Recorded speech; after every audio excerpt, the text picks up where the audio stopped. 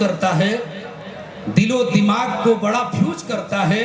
ये इश्क है, मोहब्बत है या कुछ और है, ये इश्क बड़ा कंफ्यूज करता है। तो इश्क जो है कंफ्यूज कभी कभी करता है, लेकिन इसके बावजूद भी आप लोगों ने इतनी गर्मी में जो इश्क का महल तैयार किया है, मैं चाहूं तो आकाश पे हस्ताक्षर कर दूं। अजीत भाई, आपने इश्क को क्या कमाल से पेश किया। इसने तो झपोली में रख के उसे खाजा बना दिया। ये इश्क इतना शानदार है, और आपने नमकीन बनाया, इस लड़की ने तो इमरती बना डाला। ये इश्क का ऐसा मंच आपने दिया है, मैं बहुत प्यार से चाहता हूं एक बार जोरदार ताली बजा के इन बड़े कलाकारों का हौसला।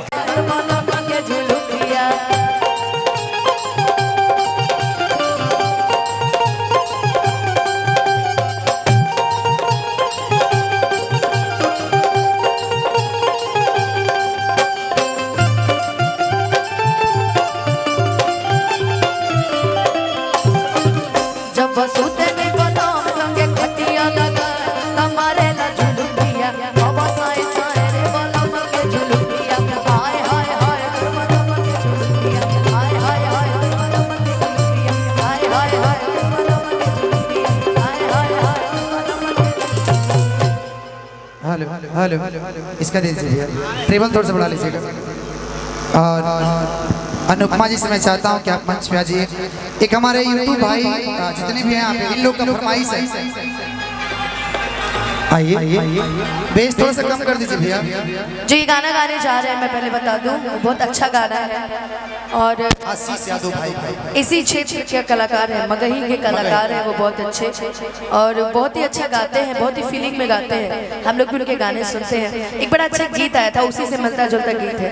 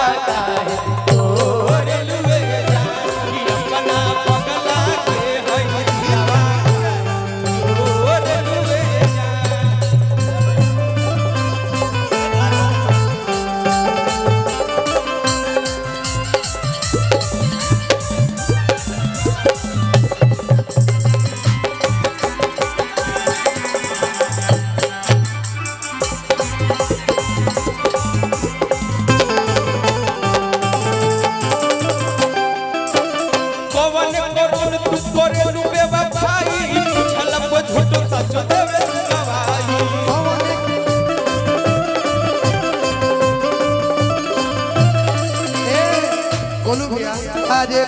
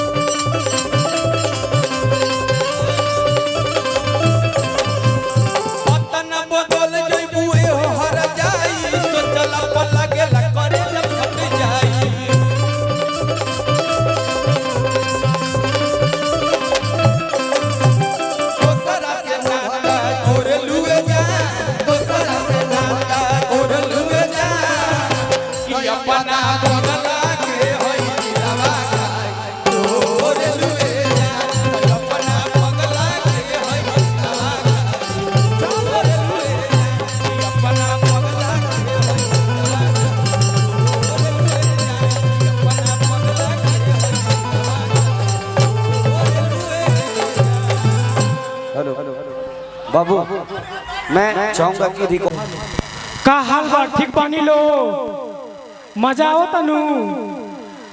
आई भैया, हम सुनील कॉमेडी हंकारपुर, पोस्ट मुसहरी बाजार, जिला गोपालगंज के निवासी।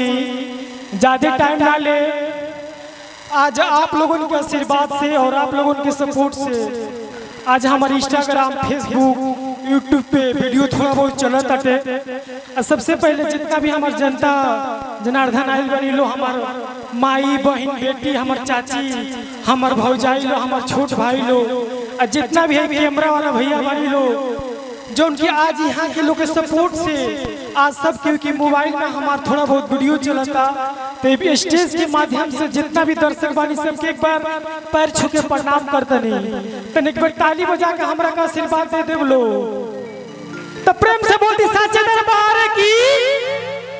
तो आई जितना भी इंस्ट्रूमेंट बानी लो और हमारा अनुपमा दीदी और गोलू भैया के और जितना भी स्टाफ लोग बा सबके एक बार पैर छू के प्रणाम करते नहीं दीदी एक छोटे कलाकार के ऐसे ही प्यारा आशीर्वाद देते रहे लोग बड़ा अच्छा लगता का हो।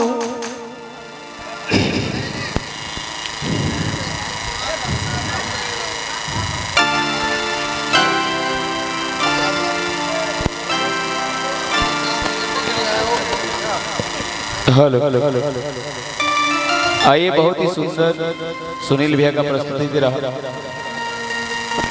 और आप सबके बीच जब गुरु एकरा बनावा ना मित्र हां ऐसा ही भाई हेलो हेलो कुछ भाई लोग कर देला ना खड़ा होई तो भाई हमर खिसिया जी